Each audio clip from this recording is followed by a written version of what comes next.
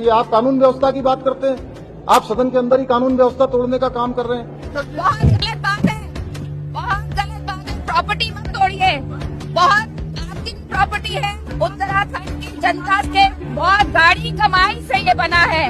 आज विकास की बातें करना नहीं चाहते, आपके पास कोई मुद्दे नहीं है।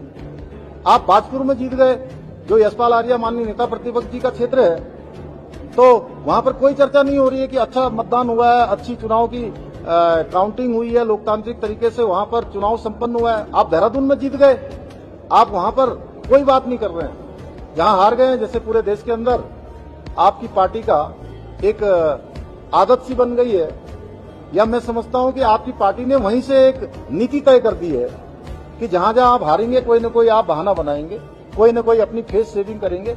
जैसे हार जाते हैं तो कहते हैं ईवीएम दोषी है, ईवीएम को दोष ठहराते हैं। इस बार तो ईवीएम भी नहीं थी। और जब कहीं हार जाते हैं तो कहते हैं चुनाव आयोग दोषी है, कभी हार जाते हैं प्रशासन पर ठीकरा फोड़ते हैं। अरे भाई, नैनीताल में ही देखिए आप, जहां नैनीताल में आज परिणाम घोषित हुआ है, उसमें अध्यक्ष भारतीय जनता पार्टी का जीता है और उपाध्यक्ष कांग्रेस का जीत गया। अगर निष्पक्ष मतदान नहीं होता विकास जी, तो आप बताइए क्या ऐसा होता? क्या दोनों ही पद भाजपा को मिलने चाहिए थे?